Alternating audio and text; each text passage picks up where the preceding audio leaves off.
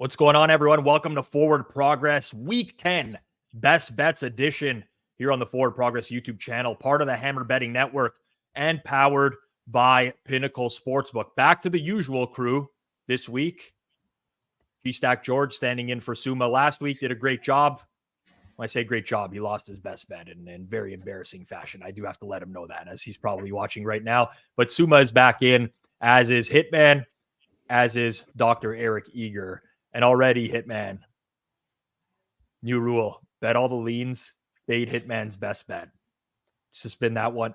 I will say, I've gone together. I've gone out and I watched every previous episode, and we have the stats on it as well to look through the leans.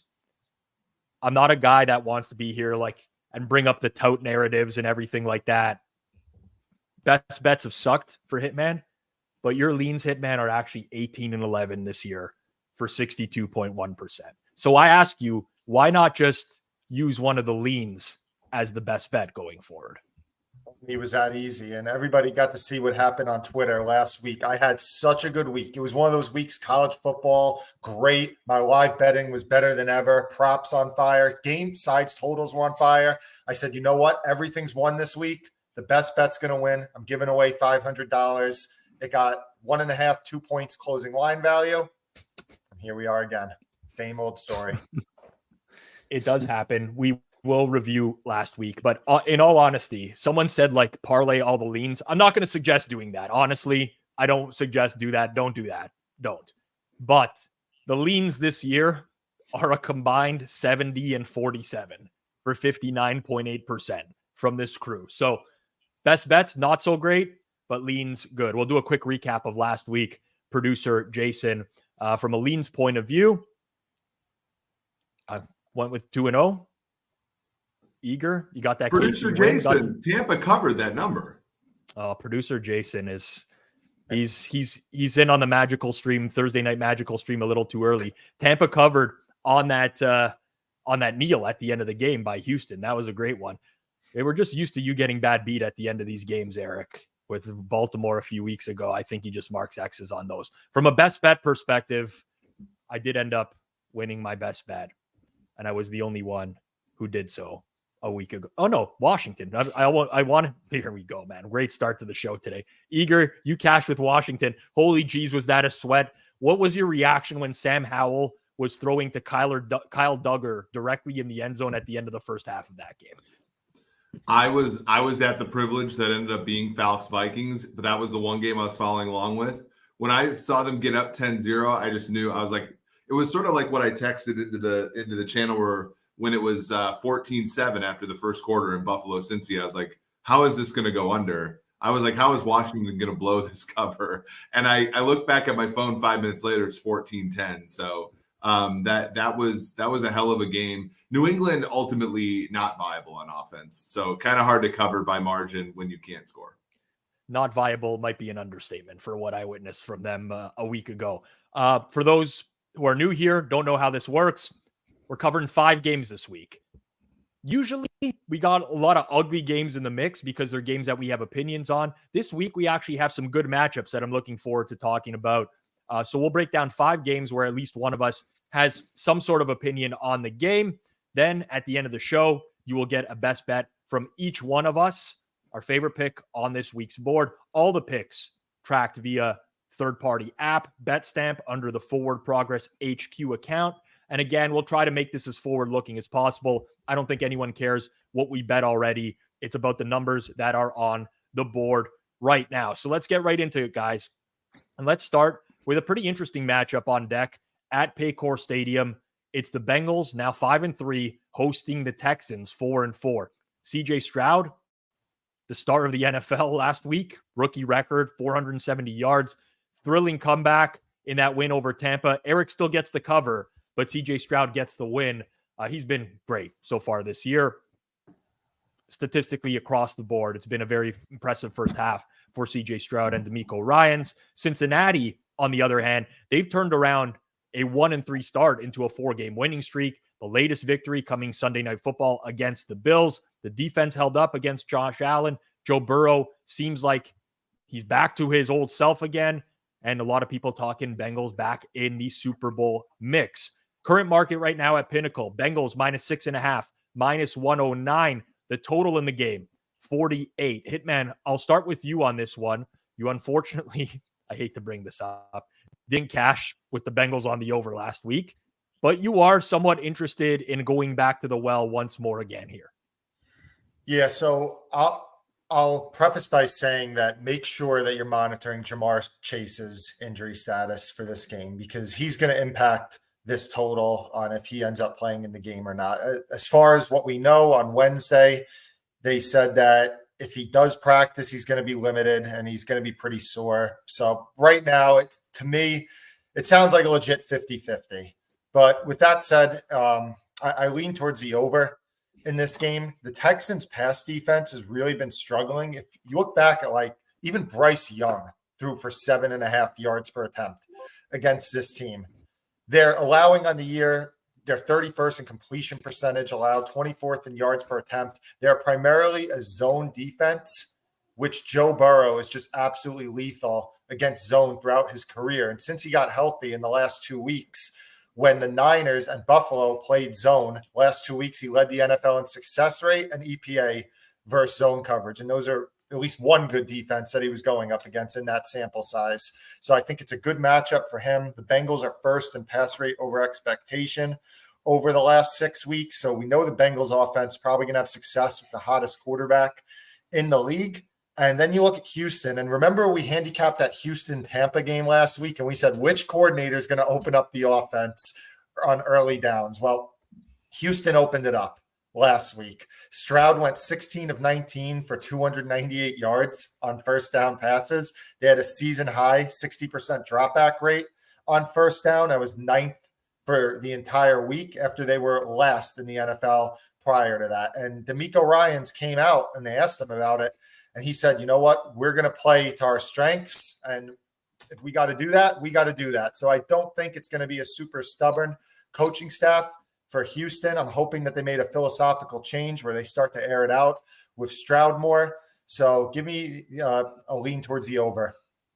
Yeah, so Arizona Mike B says, could the line drop a point if Chase is rolled out? In all likelihood, the answer is yes. Like, the market will react to a Jamar Chase injury in some capacity. So I think what Hitman said there was just be cognizant of the fact that he may not play and, be on top of that injury situation.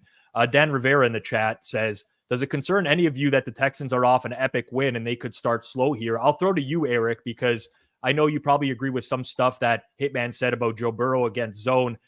You concerned about a flat spot at all for Houston? Does that go into your handicap at all for this game? It does. I think, I've been slow to Houston. Last week, I liked Tampa Bay, and frankly, I got lucky that Tampa ended up covering the closing number in some ways. But it was Tampa Bay. This is a Bucs team that offensively has not been much. They score 37 in that game. And so we all look at CJ Stroud, and he was tremendous. I don't think you really have to qualify that he's good for a rookie. I think he's good no matter sort of what you look at it. But I do think that this is just simply an overreaction where, you have two teams whose power ratings in my models, but I would imagine the entire market and anybody who's betting these models have increased substantially over the past few weeks. And to me, I think it's the question of, like, whose power ratings moved more fundamentally. And I'm going to go with the team that's been pretty good for a few years now, getting back to their, predicted prior form of the season, plus some positives for having beaten some good teams in the past few weeks, versus a Houston team that I'm still worried about. Do they revert to early down running? Does Stroud regress a little bit? I mean, this team just 2 weeks ago lost outright to Carolina, a team that is going to make Rob, have to do a different kind of stream tomorrow night. So to me, I think that's like my handicap is just that I'm really impressed by Houston, but I think that this is a little bit of an overcorrection, and I do like laying. And there is an issue with Chase for sure, but I think Higgins and Boyd, and to a lesser extent, guys like Irv Smith and Joe Mixon provide a little bit of a buffer for that Bengals offense to be sustainable even without him or with him banged up.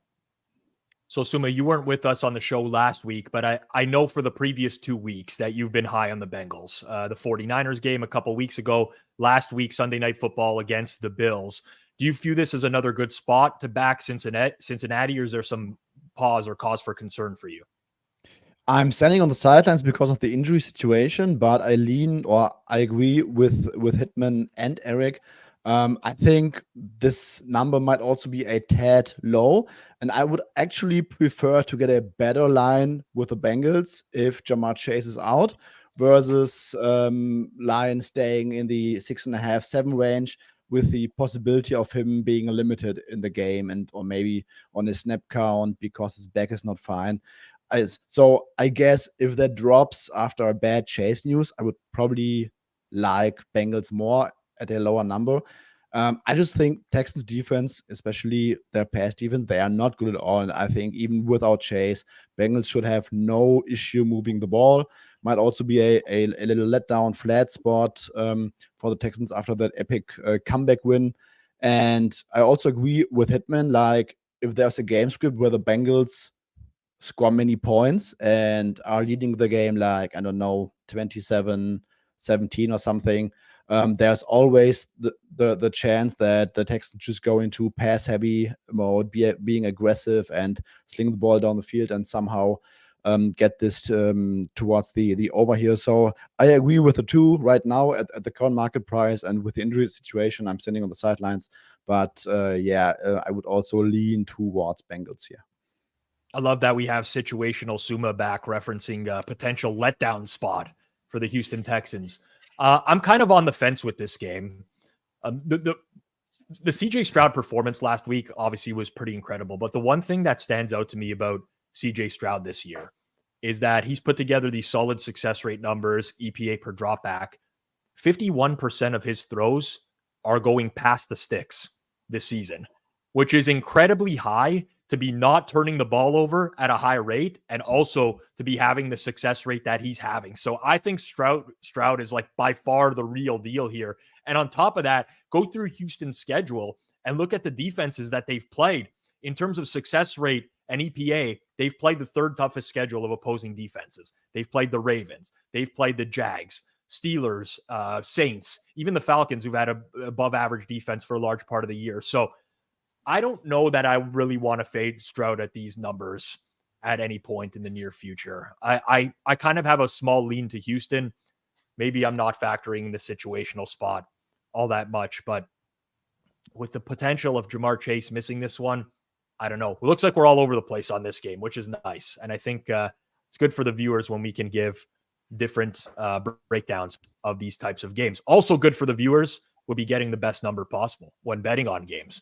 And over the course of the show, you'll see this little ticker at the bottom of the show that has the current spread, current total at Pinnacle Sportsbook. And you probably will look at that and be like, hey, you know what? My sportsbook doesn't have as good a price on one of these sides or one of these totals. And that's because Pinnacle has everyday competitive odds. They've been doing this for 25 years. So bet smart, bet Pinnacle, use code HAMMER when signing up, as it does help support the show. And remember, you must be 19 plus. Available in Ontario, not available in the US.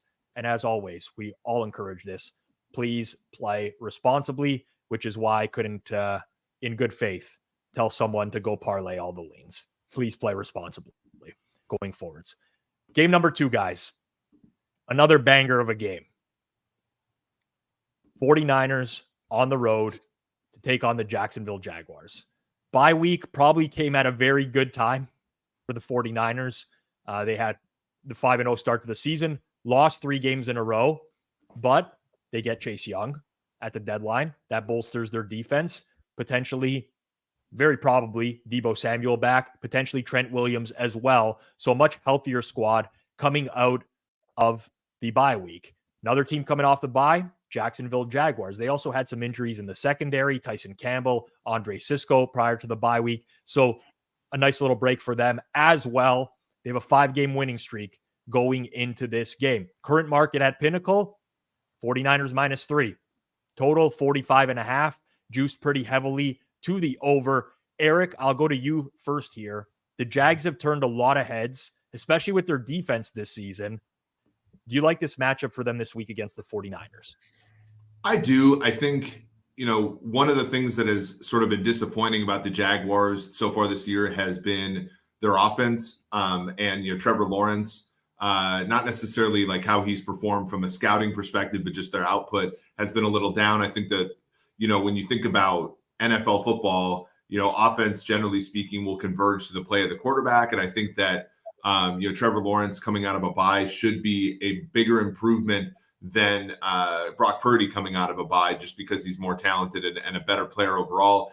When I look at, the matchup in this game, though, I mean, the biggest thing is the 49ers, when they have performed well on offense, it's been Christian McCaffrey. McCaffrey over the past 3 weeks or so, since he had the oblique strain against Cleveland, has been one of the least efficient rushers per relative to expectation in football. No one, notices that, because in fantasy football, he scores a touchdown or two every single game. He's got that streak alive. But you add, maybe getting a little healthier this week, but he goes up against Foye Oluokun and Devin Lloyd, who are two players who have performed incredibly well for the Jaguars, at that second level. Then you add to that, Josh Allen and how well he's played. Trevon Walker's done pretty well, holding the point of attack. And I do think they match up against an offense that, while getting Deebo Samuel back, still, has a banged up Trent Williams and still is dealing with, some of the, I think Purdy has played better than the interceptions over the past few weeks, but still a quarterback that is very limited. So I like Doug Peterson's group getting the full 3 at home out of the bye here. Suma, I know over the course of the years, you've been a pretty big proponent of Kyle Shanahan, a big fan of his offensive game planning, has an extra week to prepare for this game. What are your thoughts on the 49ers and the Jags this weekend? Yeah, I'm leaning very small towards the Niners. I make the number slightly just over 3. I just think that the Niners have done nothing wrong, so to speak, in recent weeks. They had their dud game at Cleveland in terrible weather against a great defense, where Trent Williams and Deebo got injured during the game. Then they had 2 games without these 2 guys, where they moved the ball very well on early downs. Over the second half of this first half of the season, they still rank number 1 in success rate on early downs, number 1 in EPA per play on early downs. They just had some very costly turnovers at the wrong moments. And now this week they will very likely get Trent Williams back. Deebo is expected to be a full go, and I think they are still clearly the better team to me. And Shanahan, with 2 weeks in between, can fix some stuff. I just think the Niners are fine. They are the better team to me. And this might be some sort of a small overcorrection after the Niners have lost 3 games in a row, where they, in my opinion, did not really look much worse from a process standpoint. I just think if Purdy, yes, he always had these few interceptable throws every game, but maybe 1 or 2 throws bounce differently, and we might be talking differently about the Niners right now. So yeah, I'm really high on the Jaguars in general, but I'm not sure this is the best opponent for them coming out of the bye week. So no strong opinions one way or another here. And Hitman, I'm going to throw to you to settle the 1-1 tie on the leans right now. If you got anything on this game, you might not. And we hold true to our opinions beforehand and don't force things. But 49ers, Jags, any thoughts on this one? I'm not settling the tie. So it's going to be 1-1. I'm going to try to walk away with my strong lean record this year. I might just not give out another one the rest of the year, Rob. But with that said, I think that if you're handicapping this game, it comes down to one thing. Do you rate San Francisco closer to what their rating was in market about 3 weeks ago or so? Or are you downgrading them off of the 3 straight losses where they lost Deebo Samuel and they lost Trent Williams? I'm kind of in the middle. I get the case to where the offense probably shouldn't be downgraded that much, because Brock Purdy played pretty well in those games against Minnesota and Cincinnati. He completed 70 and 71% of his passes for 9 and 12 yards per attempt. And that was, again, without Trent Williams and Deebo Samuel. So getting them back, it's going to obviously be a boost. So I think that this offense is just fine. But then obviously you have what was happening with the defense was just super concerning in that Minnesota and in that Cincinnati game. So For me, I'm kind of in wait and see mode. I think the line's right. If it was 2.5 and it could get buyback because there was a big release at 2.5 to move it to 3, I'm sure there's going to be some people interested in Jacksonville. I really can't see it getting up to 3.5. If it does get back to 2.5, maybe consider San Francisco, but I just think at 3, the line's right. Yeah, I can't settle this one either. Subjectively, my first thought on this game was like, I'd love to bet the 49ers in some capacity. The chance that we're viewing them at like the lowest they've been in market is probably pretty high. But one thing about the 49ers, you look to the Bengals game, you look to the Vikings game, what Burrow and Cousins did in those games was get the ball out of their hands very quickly, and that worked very successfully for them. Trevor Lawrence this year has a 2.33 second average time to throw. That's the lowest mark in the league. It's actually quicker than Tua. And we've been talking a lot about how quickly Tua has been getting the ball out. That to me is the way to beat the 49ers. Don't let this pass rush get home. Now, the Jags offense hasn't been anything special this year. Don't get me wrong. It's actually underperformed relative to expectation, but I kind of like that they have that going for them. Tough game for me overall. I'm very interested to watch it this week and enjoy it. For those of you who have not yet smashed that like button down below, 33 likes. This is pitiful. After 2 games to have 33 likes, this is the most pitiful performance of all the fellow nails this year on Forward Progress. Smash that like button down below. If you're new here, you're not subbed yet to the channel, make sure you hit that subscribe button as well. It goes a long way for helping us grow our content. YouTube loves likes. They love seeing comments. They love all this shit. So make sure that you do it. Make sure that you do it if you're watching the show right now. Third game, another good one. Usually, I'm here and I'm trying to do like a quick intro on like an absolutely horrendous game and try to somehow make it interesting, but so far so good this week. This one, the Chargers at home at 4-4 taking on the Detroit Lions at SoFi. The Chargers obviously had that 27-6. I'm going to use like beat down in quotations here on Monday night against the Jets because the offense did nothing, but the defense definitely showed up to play. Keenan Allen, 10,000 career receiving yards, hits a milestone. Austin Eckler, couple touchdowns as well. And they sacked Zach Wilson 8 times in that game. The Lions have one of the better offenses in the NFL, coming off of a bye. The last time we saw them was prior to the bye, where they beat the Raiders 26-14 in a game that felt like a 56-14, not a 26-14.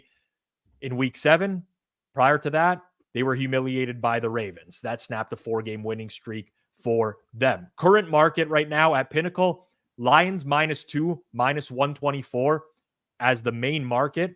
That's really like a 2.5, almost going to 3 if we're doing a little bit of a translation on that line. The total at 49, juiced under at -115 in this game. Suma, I'm going to start with you here.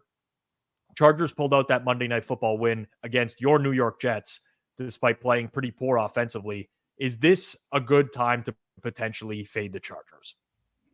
Yes, I think so. After playing the Bears and the Jets, where they basically were just waiting on Zach Wilson to commit a turnover and didn't need to do anything on offense, just not turn the ball over. I think this will be a completely different matchup. Also interesting again that the Chargers are coming off that of a Monday night game. I've read that they stayed at New Jersey and then flew back on Tuesday.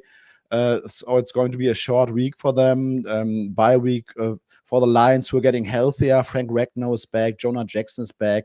This will be the healthiest that the Lions were in quite some time now. And I just think, or I have the impression that the Chargers offense is kind of broken. And I think there are several reasons for it. It started with the injury to Mike Williams, I think.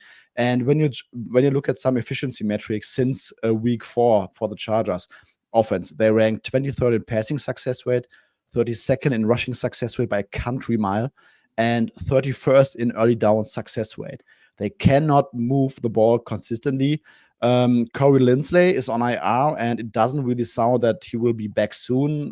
There were some comments where Steady said he's in a very good place mentally right now, so it sounds like it's going to be a kind of a long-term thing. Will Clapp, his replacement, is having a 51.7 grade in his absence, so there's something that's just not clicking for this offense. Josh Palmer being on IR doesn't help either, and I think the Lions defense was probably overrated after the start of the season, but they are going to be healthy now. Keenan Allen in the slot has a rough matchup, I would say, against the Lions defense. And on the other side, I cannot see how the Chargers defense is going to stop this Lions offense, especially since they got their starting offensive line back. Staley made a hilarious comment after the Jets game because when a reporter asked him, "Hey, you guys got 7 sacks or 8 sacks against Zach Wilson," and he said, "Yeah, that's how our defense looks when it's healthy." Like, I mean, they got 30 sacks on the season, 15 against Aiden O'Connell and Zach Wilson, and they got 8 sacks against Aiden O'Connell, I guess, when Joey Bosa was out with an injury. So, I mean, I just don't see how this current state of the Chargers offense can stay with the Lions in a game that tends to be higher scoring, and I just don't see it. I think that the Chargers offense doesn't have the horses right now. Lions are clearly one tier above the Chargers for me, and anything up to a soft 3 for the Lions would be a strong lean for me. Hitman, what are your thoughts here? Obviously, a lot of people, including Sumar, down on the Chargers offense right now. They do have a very high quality caliber quarterback. Is this like the expectation that the Chargers we've seen for the last month is going to just continue forward until we see something different out of that offense? Or are you trying to time the market with them at some point? Because we're getting to the point, and we are at the point now, if the Lions do end up hitting 3, where the Chargers are going to be basically valued the worst in market as they have been the entire year. Like, at what point do we say to ourselves, maybe the Chargers can get it together? Yeah.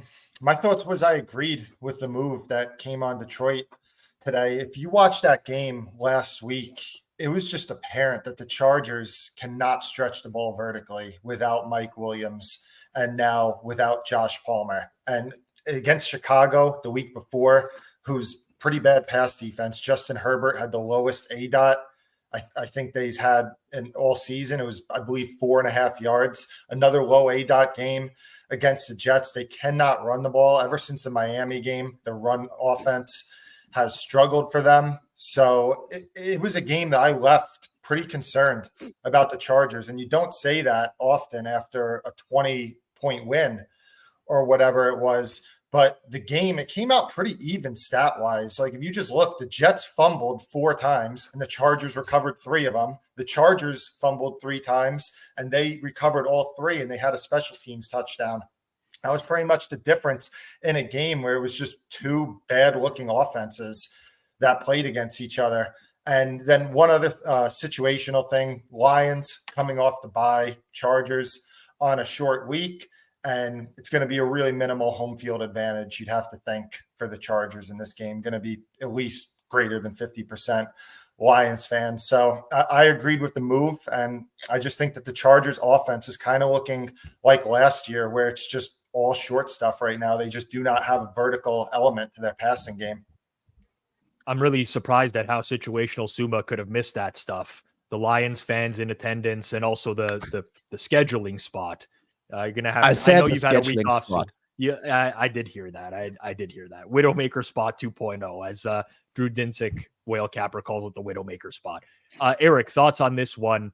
I mean, so far it seems like a lot of pessimism towards the Chargers offense, and I mean, it's hard to argue with it with the injuries that they have right now at the wide receiver position.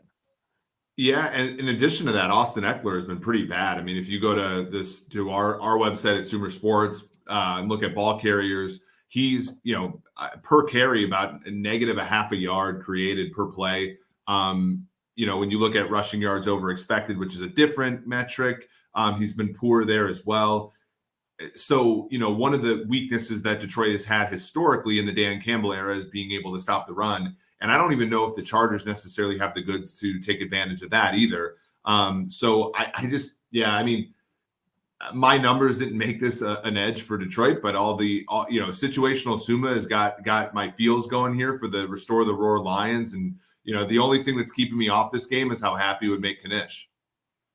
Wales says that Wales in here right now. It actually says that the short rest favors, like this spot favors the short rest team historically. And I can't explain it. I would guess that over the long run, if we played more games, it wouldn't favor the short rest team. That would just be my thought. Probably more of an anomaly. One thing that I find really interesting, I don't like the Chargers in this game. I don't. But Detroit mixes up a lot of their coverages on defense. But when you look at their rates of each coverage, they're top 8 in playing cover 2 and quarters defense. And these are the two schemes that Justin Herbert has destroyed this year. Against cover 2, 0.22 EPA per play, 51.5% success rate. Against cover 4, 0.42, 70.4% success rate. Now, limited samples, obviously. This also includes samples of Mike Williams not being in the lineup. So this is the defense that he is supposed to be good against. And if he's not, I think we just gotta say to ourselves at some point, like, this Chargers offense is not going to get it together. Jared Goff as well, number 1 PFF grade. Sorry to mention PFF, Eric. I know it brings up bad memories. I'm just kidding around. But number 1 PFF grade when he's kept clean so far this season. And prior to that Monday Night Football showing against the Jets, where the Jets O-line has basically Eric Eager blocking, coming off the streets and playing at this point, considering the amount of injuries that they have. The Chargers were 3rd last in the league in quarterback knockdowns, below average in hurry percentage and pressure rate as well. So if Goff can be kept clean, I think that this is a scenario where Detroit can put up a lot of points in this game. Before we get to our 4th game here, you may have noticed Hitman has a caption that says, $500 being given out tomorrow, forward progress. Hitman, fill the people in on why that's happening. Well, had a pretty good week last week. I said everything went good. College football, live betting, props, all that. Was feeling confident. Said, what, the best bet, losing streak. It's ending tonight. Had 1.5 points of CLV. Ended up predictably not coming through. So we're giving out $500 of my money on forward progress with Jason tomorrow. You got to be in the show. He's going to put it in a Twitter randomizer, something like that. But check it out, and you get a little bit of rebate on the Hitman best bets this week. There you go. And also shameless plug as well. Insight, thank you very much. Took the Lions -1 after the Sunday early look with Rob and Clive. I do want to remind everyone, I do a show every Sunday night, 8 p.m. Eastern time. We pull up the Pinnacle odds screen as lines are coming out, and we do try to help people get ahead of early line moves. It honestly negatively impacts me in life in a lot of cases, and I'm like, why did I do that? But so far, so good for everyone who's been watching the show, and I do appreciate that from Insight as well. Game number 4. It's an NFC tilt. It's the Seattle Seahawks returning home, coming off of a disastrous performance against Baltimore. They take on the Washington Commanders. Last week, the Seahawks offense, 151 net yards, 37-3 loss. It was their lowest offensive yardage in about 6 years. Just ugly altogether as they couldn't get anything going. The Commanders, meanwhile, they got a 2017 win to cash Eric Eager's best bet. They snapped a 2-game losing streak. Sam Howell, pretty good. 325 yards, 1 touchdown, 1 interception, which I talked about earlier on. Most importantly, he was sacked only 3 times. And I say only 3 times because he's had a lot of games this year where that number has been double. Market at Pinnacle right now, Seahawks -6, -109. The total's been bet up since earlier in the week. It's now at 46, still juiced to the over. Hitman, you can hit lead off here. I think you were potentially eyeing the total in this game, but is there still room with where the number is right now at 46? No, it's moved a little more than I would have liked, but I know there's some sharp people that disagree and like the under, so it could easily come back. 45 was kind of my buy point on the over in this game. And for me, it really just comes down to Washington. They lead the league in situation neutral pass rate, both for the season and for the last month. Their opponents they're throwing at the 6th highest opponent pass rate during the last month. They're ranked 30th in dropback EPA, and they're really becoming a pass funnel defense where we know that they had pretty much no secondary, and the defensive line is what was keeping this defense from being one of the worst in the league. You lose those defensive linemen. Last week, they only had a 22% pressure rate on Mac Jones, and even when they had their guys on their defensive line, they were 21st in pressure rate for the season. And one thing that we know about Geno Smith is he is by far one of the most pressure-sensitive quarterbacks in the entire league. And if he's not being pressured, you have the matchup edges with DK Metcalf, Jackson Smith-Njigba, and Tyler Lockett against his struggling secondary of Washington. So I believe the Seattle's going to get the offense back on track this week. And Washington, I think that they can, with their high pass rate over expectation, Sam Howell, he's a gunslinger. He can keep Washington at least moving the ball in this one. All right, Eric, I'll turn it over to you. You might have a differing viewpoint on this game. Yeah, I mean, my numbers like Washington ATS, but I'm more going to talk about the total. Like, I'm actually against Hitman here, just because when I look at the current NFL, which we don't have a ton of data on, really, like I like to look at situations where the total is like a modest kind of, back in the day NFL total, and the Seattle-ness of this team, right, where they have a decently high success rate but a low EPA, is like the classic reason why you watch all these goddamn games on Sunday that start out okay. Teams move the football. They're not the Jets on offense, and yet none of these games go over. And when I look at Seattle, I think this is a team that, they can move the football, on 1st and 2nd down, and then, modestly, but, not with negative plays, but from a big play standpoint, from a red zone standpoint, they just can't cash in.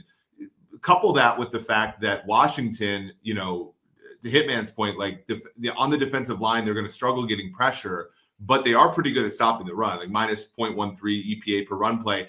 And, run rate is mostly offensive driven. And if we know anything about Seattle, Pete Carroll, Shane Waldron, they're going to run on 1st and 2nd down. And so when I look at this team, I think, Washington does have, there's a door open, right? And if we were betting on like kind of what Seattle should do, I feel like the over is the play. If we bet on how Seattle has historically acted as a football team, like they're going to play right into the strengths of what Washington still has defensively. And so this is a weird game where I understand why the total is high. Neither of these offenses is embarrassing, and I think they will move the football. But I think that's going to play actually against in sort of the 2023 way of move the ball out to one side, to one of the 40s and punt.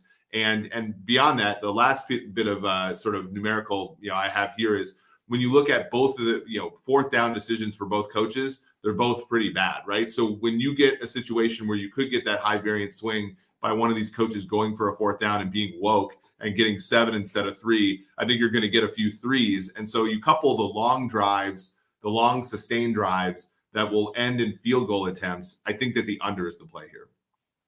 All right, Suma, we've had opposing point of views here in the early going. Any thoughts on Seahawks and Commanders? I know you were listening to some other podcasts yesterday, which had some very strong thoughts on this game. I'm wondering if you echo that as well. I mean, I make it 7, but I think it's a trap line, so I will not get involved. No, I think this Washington defense was not great with Chase Young and Montez Sweat, and we only saw one game of them against a very hapless Patriots offense. So, I mean, I just want to see how guys like Tuhill and Smith Williams really hold up against Seattle. I think this is a great spot for the Seahawks to get back on track. I think that Washington's pass defense will not really stand in the way of Geno Smith moving the ball.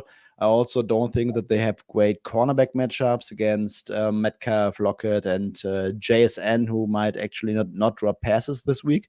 And Seattle's offensive line is getting healthier. So I just don't see how Washington's defense has a great matchup in this one to really prevent the Seahawks from scoring. I mean, like Eric said, they might settle for field goals more often than touchdowns. But overall, I think that Seattle should get back on track offensively. And then on the other side, Seattle is a very zone-heavy defense, and Sam Howell has not been great against these type of defenses that where he cannot hit his guys in man coverage in stride. I think Howell has been getting better, absolutely. He's really been better than what we saw from him in this, I think, week 2 game at Buffalo, or against Buffalo, for instance. But I think this game might be a little bit too much for Washington in general, especially when Seahawks can pull away and Washington cannot run the ball. It will be a lot of downs where Seattle's defense just knows that Sam Howell is going to throw the ball, and they can basically prepare a little bit better for it. I just think that good matchup for Seattle, also leaning slightly towards Seattle at the 6. Scott wants to know what Sumo was listening to, but I assure you, Scott, you actually do not want to know. There's no reason to want to know. Suma listens to it so you don't have to. Exactly. Yes. He just provides us with the information on there. For me, call me Sammy Square or Paulie Public or whatever the hell you want to call me this week. I kind of like the Seahawks in this game. I will say the one thing I've noticed by watching Washington's last 2 games is there's definitely been an emphasis on getting the ball out of Howell's hands earlier. It's a lot of 3-step drops, quick release, and that's going to help him going forwards. So I'm not sure how his previous splits this year are going to hold up over time. And Howell's been very bad. He's been terrible against cover 3. Seattle plays a lot of zone. They play a lot of cover 3. Ordinarily wouldn't be a good matchup, but I'm willing to say, okay, maybe this will change going forwards if the Washington offense is going to change. The one thing for me is that Geno Smith, the last couple weeks, Cleveland, Baltimore, these are teams that mix in a lot of man coverage, and they do it well. Like, they play man defense really well. They can pressure the quarterback. This is not the same. Like, people are like, Washington plays like the 10th most amount of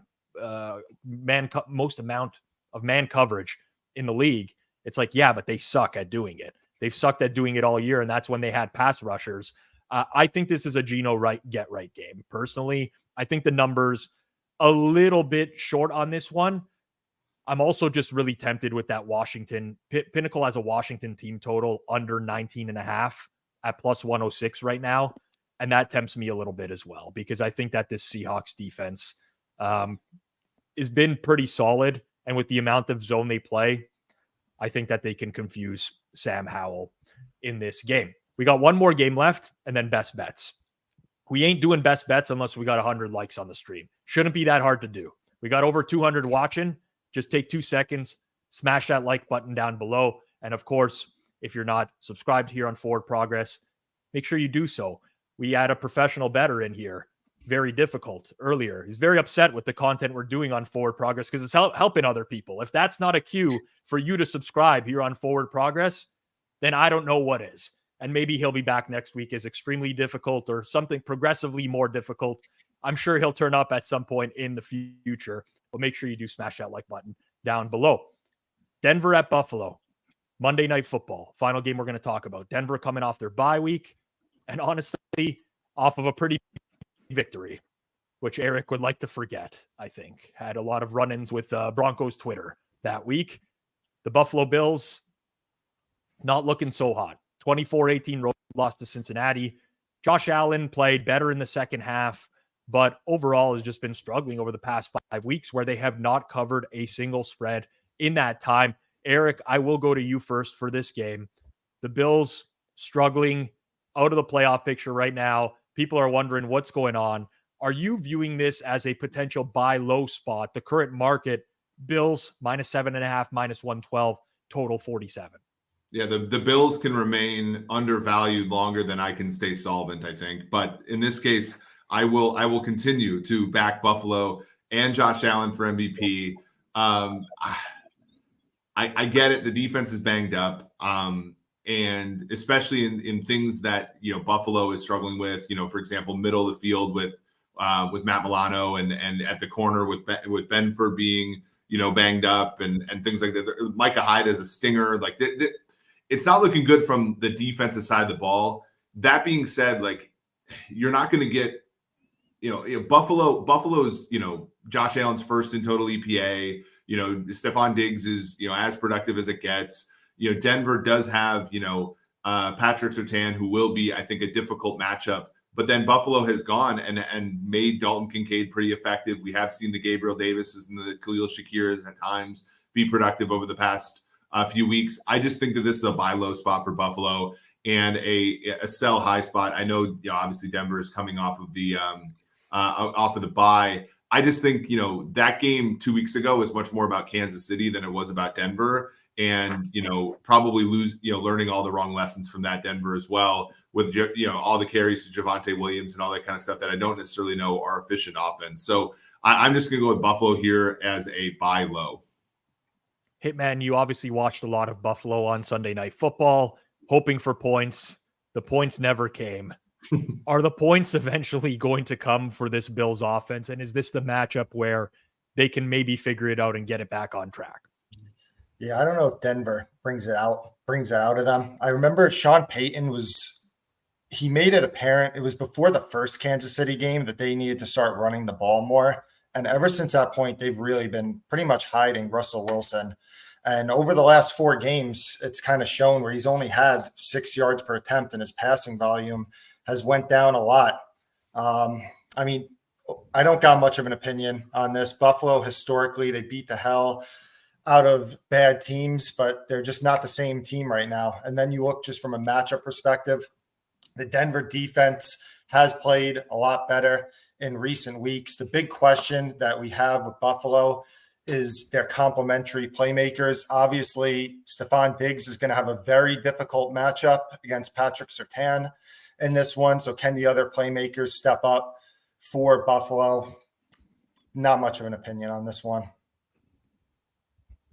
All right, Suma. Eric made a case for Buffalo here. We see some pessimism in the chat right now in regards to the Bills, which isn't surprising. Whatever everyone is addicted to coming from the Bills is more addictive than painkillers. No one can quit them. Bills won't go anywhere with the injuries on that defense. How are you feeling about this Broncos game, them coming off the bye against a very underperforming Bills team?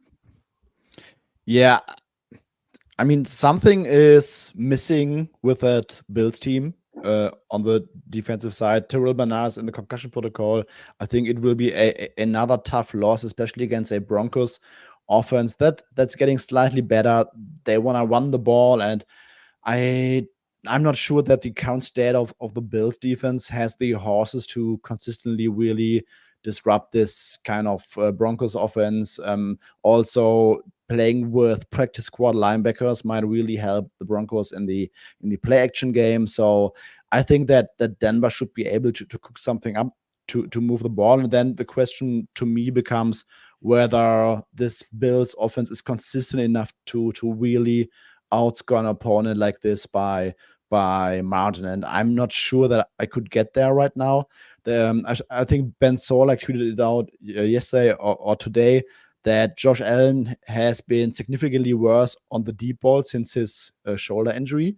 So, I mean, when you watch the game, you don't really see limitations, but these deep ball numbers also cannot be ignored. So, until I see that this offense is really back in like all facets of the game, I'm a little bit hesitant. And I think just right now, especially with the Bernard injury, I think that anything over 7 is a little bit too high for my taste. I'm with you, Suma, on this one. I mean, it's been a get right spot for the Bills for a month now, right? They lost to Jacksonville in London, and it was like, okay, they're going to beat up on the Giants on Monday Night Football. And then guess Tyrod Taylor had a chance to win the game from the 1 yard line. And then it's like, guess what? The Patriots are going to feel the wrath of the Bills next week, and they lose outright. And then it's Tampa Bay. And okay, that was probably the most complete game they played, Tampa Bay on the short week. Tampa kind of flukes off the spread cover in that game, but still not an impressive offensive output.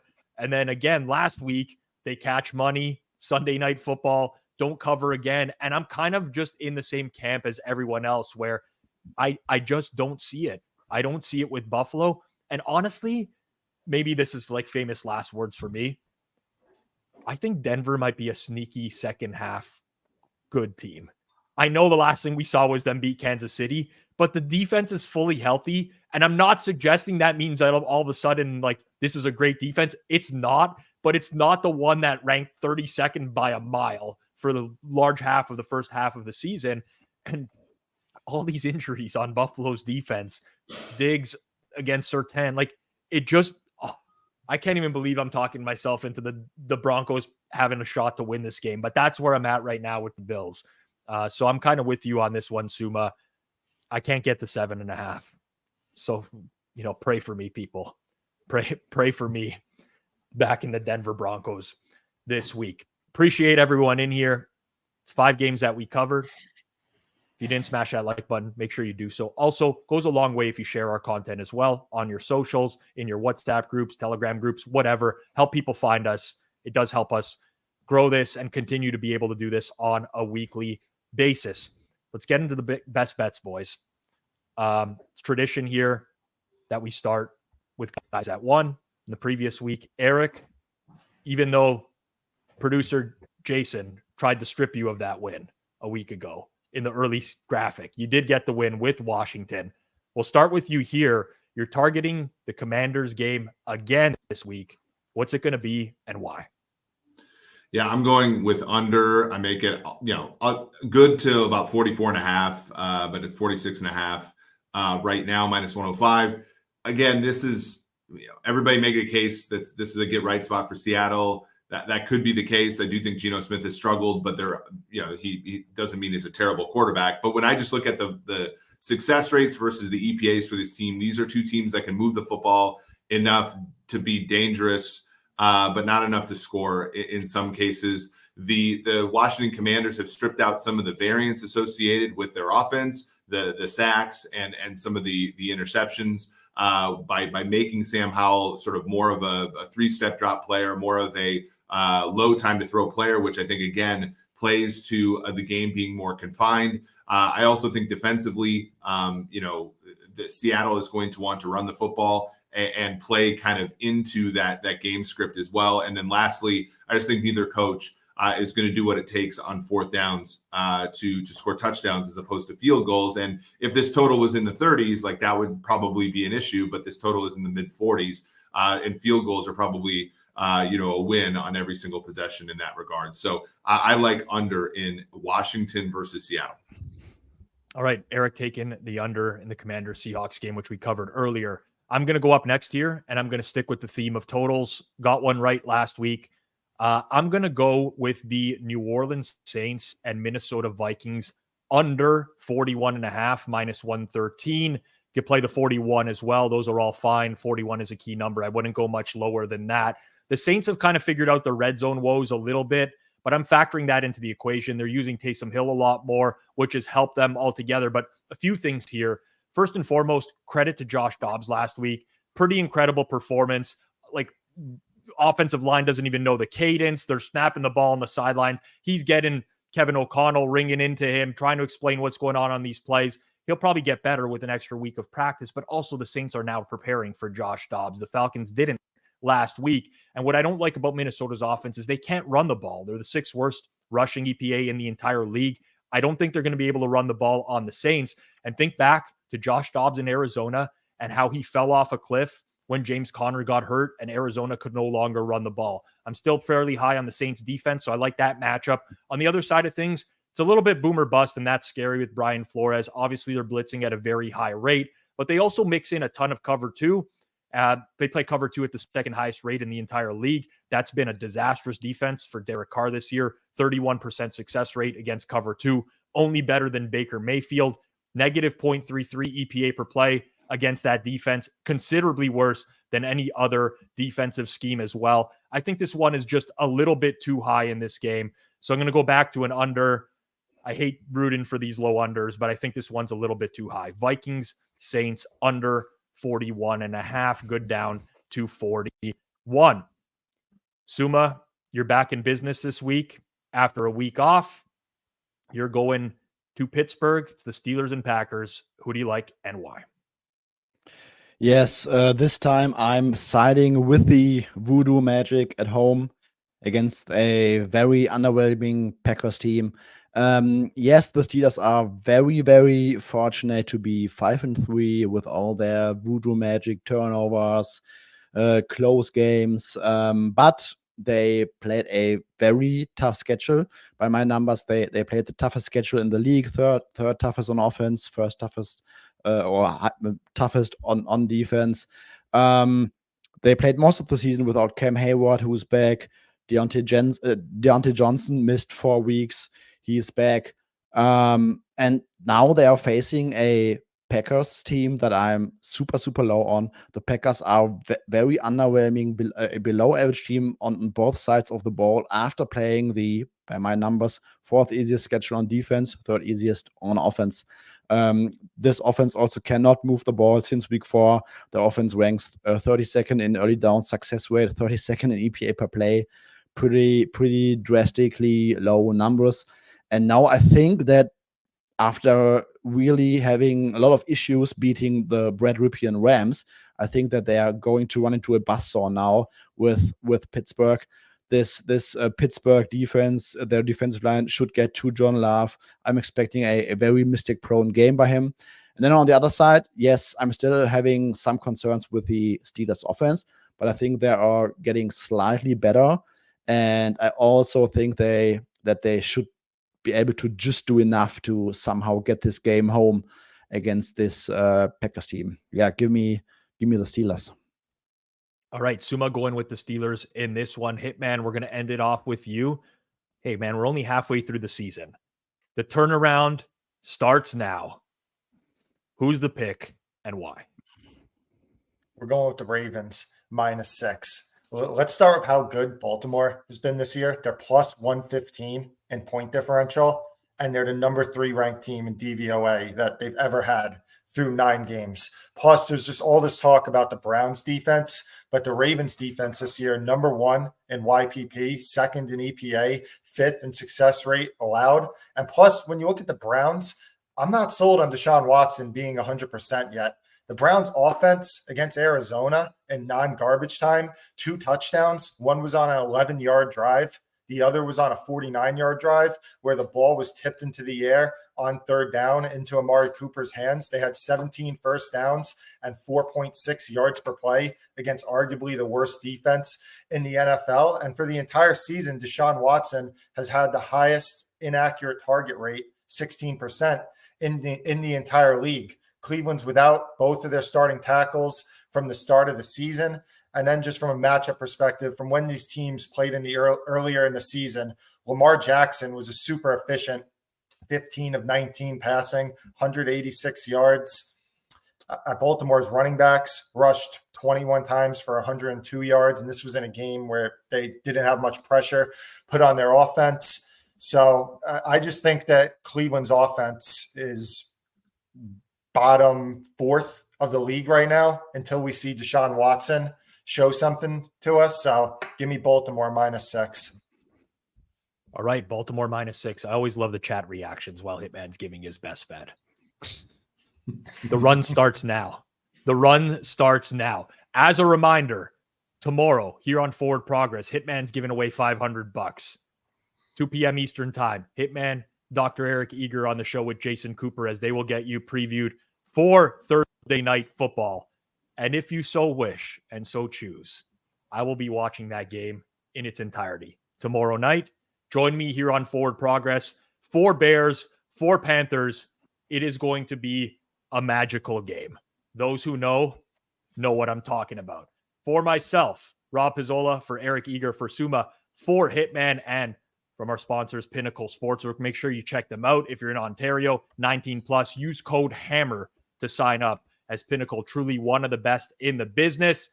Good luck with all your plays this weekend. This has been Forward Progress, Week 10 Best Bets edition here on the Forward Progress YouTube channel. Peace out, everyone.